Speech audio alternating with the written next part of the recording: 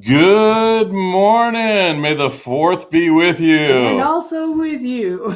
Good morning. Welcome to Suzilla. It is May the 4th, which means it is Star Wars Day. Yeah, we're kind of actually required to talk about Star Wars Day because we are tattooed with Star Wars tattoos. It's true, we are. We are rebels that way. We are. Well, they're rebel tattoos, so that's, yeah. Yeah. I don't know, is tattooing actually rebellious anymore? I think in some circles it is. Okay. And many circles it's not. Many circles it's not. Many it's normal. I've still got plenty of friends that are not tattooed. I've got others that work jobs where they have to cover them up. Yeah, that gets me. I mean, that's not even, is that even, but what gets me is that's a thing still. So what exactly makes a tattoo unprofessional? Unless it's like, could be considered obscene. That is a really hotly debated thing because remember my dad, when he got out of the Navy, all those years ago, his stepmom made him sand off his tattoo of dancing. Yeah. Yeah, well, that was also 60 plus years ago. It was not, I mean, yeah. And your stepmom was mean. His stepmom was mean. Yeah, well, there's, dad at that point instilled with me a rule that, hey, if you get tattoos, make sure they can be covered up with a short sleeve shirt. There you go, because his was a long sleeve shirt cover up. Oh, well, yeah, it was on his dancing girl on his forearm. Well, because that's where sailors got their arms. Mm-hmm. Well, they had more tattoos, but that was the one. That was the one that showed. Well, it was a dancing hula girl, so yeah. So, I mean, that is so tame these days. Yeah. In the days of with the monkey belly button buttholes, it's tame. Mm-hmm. So that's that's a mild one, comparatively speaking. Yeah, but that's one of those things. We're talking about getting tattoos for Soup Live. Yeah. Yep. There's Taco Talk. There is Taco Talk. Mm-hmm. So yeah, I might be getting ink for that. Mm-hmm. Depends on how well our local gal. It's really good. She is. She's got some mad skills at that style of art? I want to say it's New American. Could be because it's outlandish and colorful. I don't know. I haven't been watching Ink Master in it. Okay, I need to. Yeah, we're talking about nerds because in nerds specifically being business owners. Business owners being nerds. Business owners being nerds. Or nerds being business owners. Yeah, and the culture around that, because it is important. Certainly working through actuary tables is very much like, setting up a role-playing character. Yeah, that level of detail is absolute. Actuary tables, of course, explain to our clients, our listeners, that an actuary table is the... It's basically whether you live or die. There is a group of mathematicians, I guess, you're called actuaries. Yeah, well, right? And that's statisticians. Statisticians. Yeah. And what they do is they go through death records and how someone dies and how someone gets injured and how old they are, and they go through and they filter this all down to a person this age is predicted to die at this age. A person this age is predicted to die for this reason. Mm-hmm. Those are actuary tables, and insurance lives and dies by them. Oh yeah, it's huge, and it sets rates. This is the point where I tell you. That's why the older you are, you pay more. Yeah, for health insurance. Well, and for life insurance too. Mm. Yeah, so yeah, get your life insurance policy because they keep jacking the rates. That's your plug. Life insurance. Okay, so it is very important to kind of embrace that nerd culture. Okay. When you talk to a business owner, find out what their nerd is. Mm-hmm. They are sports nerds. There are sports nerds. And there are food nerds. There are food nerds. That's really a fun one to go down the rabbit hole with. Mm-hmm. Especially if it's a restaurant owner. Because they might cook for you. They might cook for you. You might regret it, but they might cook for you. There's just a lot of there's gaming nerds. There's the thing is, whatever is your passion in you can nerd out on, for lack of better terminology. Yeah. Or geek out on it. It's just a matter of if someone really loves something and would go on for hours about it, that's, in Matt's terminology, geeking out. Yeah. Yeah, and that's not a bad thing. It is someone's passion, and you gotta, I'll go on forever about how health insurance works, just because I know how it works and I like talking about it. It's my vocation, not my avocation. I don't know I'm not sure what I would geek out about aside from my career at this point. Cooking, yeah, baking. I do like to bake. Yeah. Make a good cookie. See? Make a good cookie. Now I want cookies. I got this recipe for this giant chocolate chip cookie that everybody in my house loves. Yeah. Especially if I put M&Ms in it. It's great big. It's in this, like, a whole batch makes like 9 cookies, and they're like 6 inches in diameter, and see, now I'm kicking out. Yeah. Yeah. And it's really easy to make. Yeah, but it's important to find everyone's kind of where their nerd level is. Yeah. And what they are. That's where you can connect with somebody on a personal level. Well, it's also where people are unshielded. Because one of the things that corporate likes to do is just throw down hey, everyone must conform in this manner. Yeah. No plants on your desk. No plants on your desk. Yeah, that Dolly 9 to 5. Yeah. It's important to be human. Yeah. And that nerdness, that is really the human connection that we, most people share. Yes. Well, there's usually something that someone will really enjoy and would like to speak about, but sometimes they can't. They just, for one reason or another, can't talk about it. But if you can connect with somebody on that topic, then it's kind of exciting for everybody, because you got the chance to not only make a work connection, but you got a chance to make a friend. Yeah. Yeah. And I mean, even if it's not like your bestie ever, you've still got somebody that you can, say, hey, how's it going? You see that new movie? And it's that personal connection thing. Now, one thing you also need to be concerned, though, one thing that I did discover one time is sometimes if their passion, if their nerdiness, if their geekery is uncomfortable for you, it's very important to set a boundary. Okay. I knew somebody once who, had, I guess you could call it a fetish. That's different than nerdy. Well, it's kind of, I don't know. It's kind of weird to say how you could categorize this, because it wasn't necessarily sexual, but it was atypical for my circle of friends. Okay.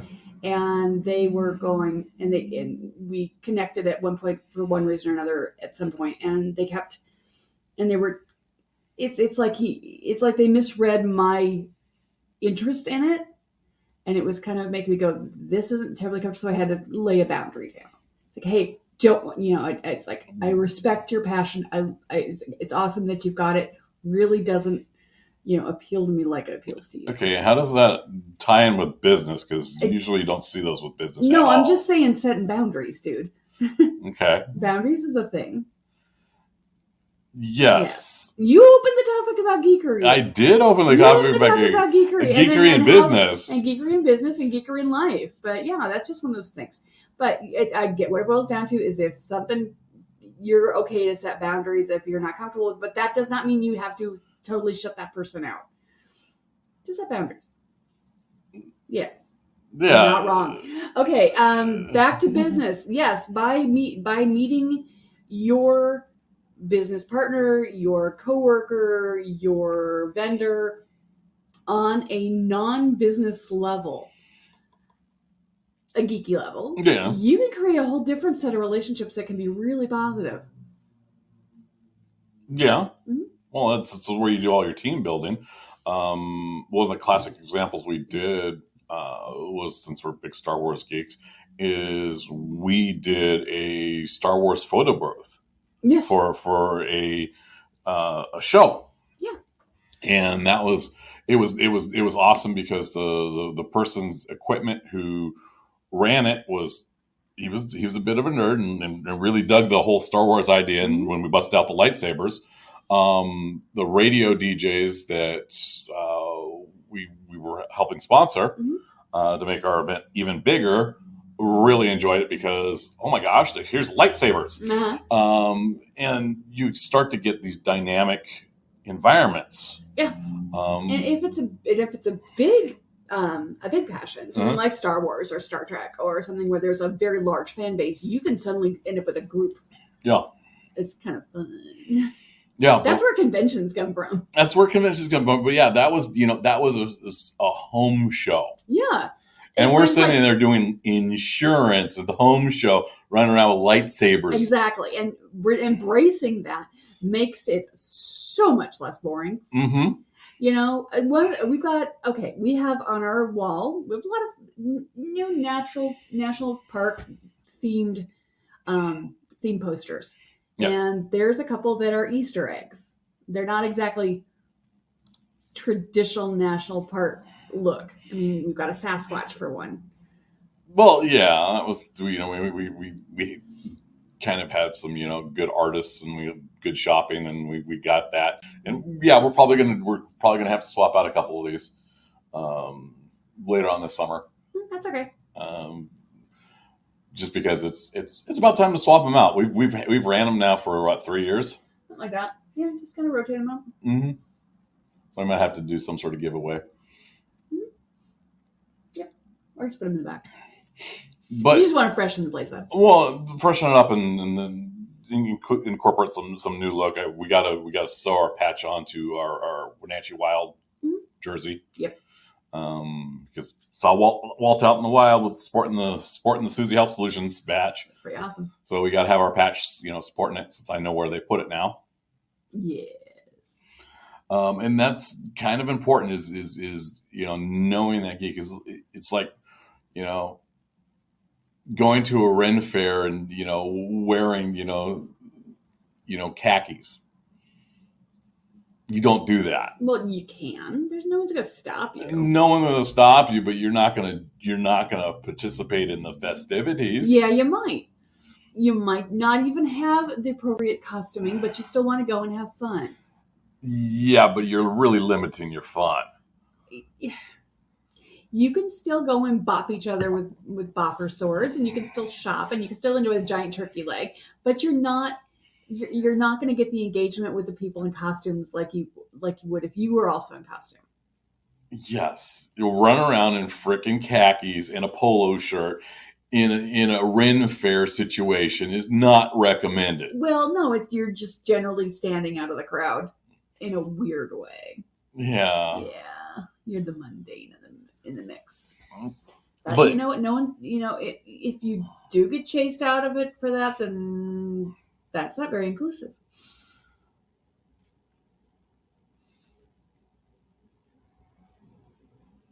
Yes, and you're not dressed for the party. That's true. And that is a very important aspect with some of those larger events. Oh, well, yeah. I mean, your basic Ren fair that's open to the public, you're going to find a population that's not going to be costumed up. If you are at a big SCA event where you are basically required to be, you're part of a group that is generally costumed up anyway because that's part of the deal, and you come in your khakis and polo shirt, they're going to say, you need to go change clothes. Yeah, they got some wild rules. I mean, like covering things up with duct tape. Mm-hmm. But it's not, period. Yeah, although duct tape is evidently it transcends time and space. Yeah, because it binds things together. It's magic binding tape. Mm-hmm. So yeah, you got to be kind of conscious of those rules, and having bringing in those passions. One of the things is in insurance, it's incredibly popular, which we don't do, is the sponsoring of golf. Yeah, we're not golfers, and I'm not dismissing golf. Golf's a great way to socialize and network and stuff like that. And some people get really passionate about it, and that's cool. Mm-hmm. get outside, you walk around a little bit, you have some exercise, get some fresh air, Yeah, we're all like chase around a little white ball. Yeah, we're kind of the dark side of Bushwood. Yeah. And that's really important. It's like, yeah.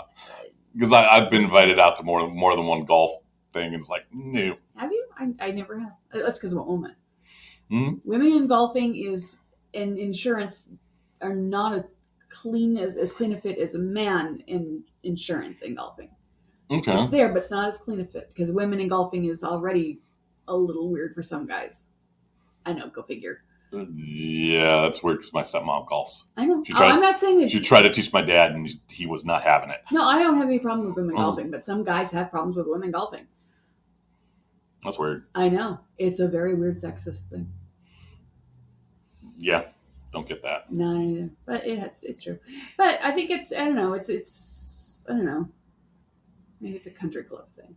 Could be a country club thing. Could be a country club thing. That may be where my disconnect is. Either way, but yes, why does it smell like peanut butter around here? I have no clue what you're smelling. Okay. It's protein powder. That's probably it. So golfing and insurance are very much they very much work well together for a lot of folks. You know what it is? No. Is that people who have the money to golf have lots of things they need to insure. There you go. And so it's kind of a sand trap for golfers. Water hazard. That's true. If you're trying to get in with people who have a lot of who have money and toys, that's one way to do it. Yeah, it's that whole niche market thing. Bless you. One with allergies. Yes. Oh my gosh. Pollen is flying fast and furious and running at you these days. It is spring after all. Yeah, and I'm blessed with hay fever. Yeah, we're fortunate that way. It makes for very fun snot fests around our home. But that's what we have. But yeah, that whole marketing scheme, and we've gone through several weeks of marketing with Supernova, and he was like, "What's your ideal customer? What's your ideal customer?" And no, at the same regards, when any of the insurance guys and any of their training, they're like, "What's your niche customer?" Mm-hmm. And we've had this. I mean, this has been a thing. And if you look at any of the marketing in a lot of for property folks, a lot of it's your high dollar value owners. That's fine. Mm-hmm. Some people really like to market to that niche. All you have to do is look at some of the swag companies and just type in the word golf and you get pages and pages and pages of stuff. Yeah. Well, some of it is kind of an antithesis for what we do, is because we really believe that our services are for everyone. Oh yes, and we are not I don't know, exclusionaries. Actually, we are very inclusive in our capitalism. Yeah, exactly, and it's not about making $1 million. No, it's about serving as many people as we can and making a little bit of money so that we keep the lights on. Right, exactly. We're not necessarily interested in becoming millionaires. We're interested in making sure our community's taken care of as best we can. And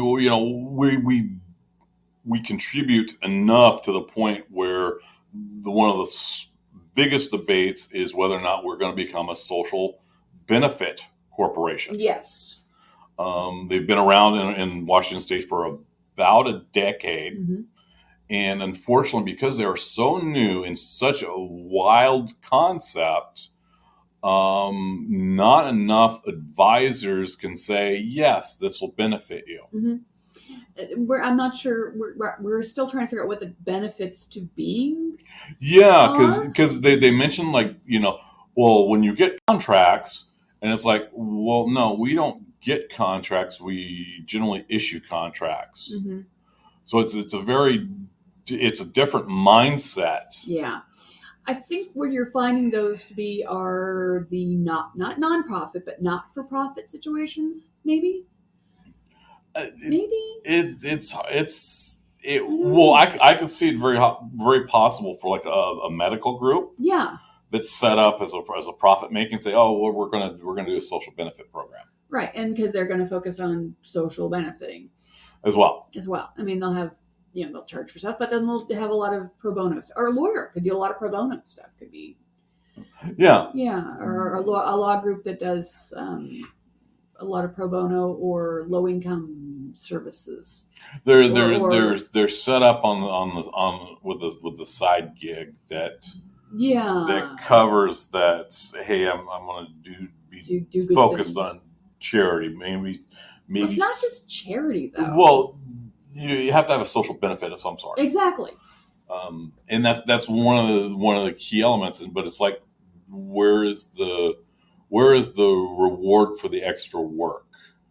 And what I mean by extra work is what is the reward for the extra work of the paperwork you have to turn in? There is more paperwork. There's more paperwork.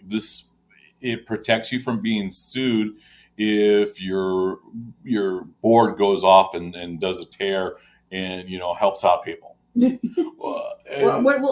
it protect? It protects the corporation if the board goes off on a tear and tries to help people and lose everything. Yeah.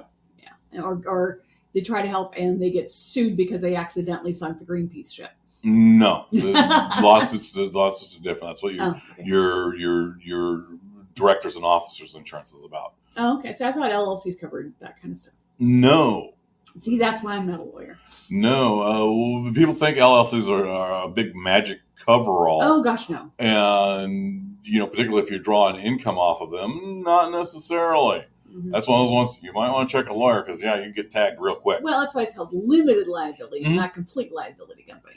Yeah. Or no liability company. Yeah. One of my buddies, educated me on how they would set up an LLC and collapse it for the legal protection behind the collapsed LLC. Oh, yeah. Because what they were doing was they were working on artificial limbs. Uh-huh. And they would set the limbs and the stuff up in these things so that they wouldn't be sued if something happened because of the legal liabilities. I see. And there's nothing to sue if there's no LLC. Yeah, if it's a dead company. Mm. So that's how they got around the legal standings of that. Yeah, this is why you hang out with nerds. Is you go down these rabbit holes of business. Oh yeah, that are just incredible. But you will learn all kinds of interesting things. Good news is he was actually producing quality products. Oh yeah, he was just trying to protect himself. Now someone could do, and I'm sure it's happened. You do the same thing, but you do it the dirty way. Yeah. There are ways to do things that are levy-free. Yeah. It's setting up a shadow corporation in South Dakota, for example, because their corporate laws, you don't have to really specify on who's the corporate owners, and you can hide money that way. Exactly. Some states are very lax in those; others are less so. And Nevada was really popular for that for a long time. Yeah, they come and go. I think South Dakota is one of the top ones. They're hot right now for that. I want to say New Jersey's another one. Could be. I mean, New Jersey's always had a reputation. Yeah, but reputation does not necessarily mean it's the truth. It's kind of usually a veneer. Yeah, there you go. But the shadow corporation thing is, the offshore accounts, all that kind of stuff is it's very Hollywood, but it's there for a reason. Yeah, when I was looking at cryptocurrency and shadow banking, that was where you'd see things, and most people don't understand that. Yeah, there is you see on the above surface stuff. You don't see the shadow banking stuff, which they estimate somewhere between 10 and 25% of the financial dealings are through shadow banking. Oh, it's a large number, and it's really hard to track. Mm-hmm. What oligarchs do with their money and how they maneuver it. Mm-hmm. And that's why the banking is a serious profession, and they've got some, when you get some nerds together, you can move things. Yes. It's not always for the most beneficial to humanity. No, that's where you get supervillains. Yeah. That's where you get tax fraud. Oh, that too. Which is, leads to us to, to our statements. Always read your mail and always pay your taxes. And then that's about being above board. Right. And that's one of the things that if you're hiding your nerd, or you're making your employees hide their nerdiness, you're not playing above board. Right. You're not being honest with yourself, and you're asking your employees to not be honest with you. Yeah. And unfortunately, that there are a lot of dishonest folks out there. Unfortunately, that is true. And so every chance you get to be honest, in supporting people who are being honest, you get rewarded for it, at least by feeling good. If you're a believer in karma, that does come around. It does more for that. It I think it shines up the community. Oh yeah. Well, if you're being honest and you support people being honest and forthright around you, they're going to start being more honest with themselves and with other people, because they're finding that their life's better when you're not lying to yourself and to other people. Well, a really good example is when you watch folks, particularly when they're uncomfortable or they're having to lie. Yeah. And how animated they become. You'll see twitches, you'll see them looking places, you'll see them focused everywhere besides in front of them. Yeah. And when they're being honest, it's straight up, oh yeah, this is how it works, in even tone, and you get that clarity that's important in good transactions. People get amused at salespeople. Well, I can't trust salespeople. Well, yeah, you can. You just don't know how to maneuver a salesperson into doing an honest communication. Most people don't. And it's that that takes some training there.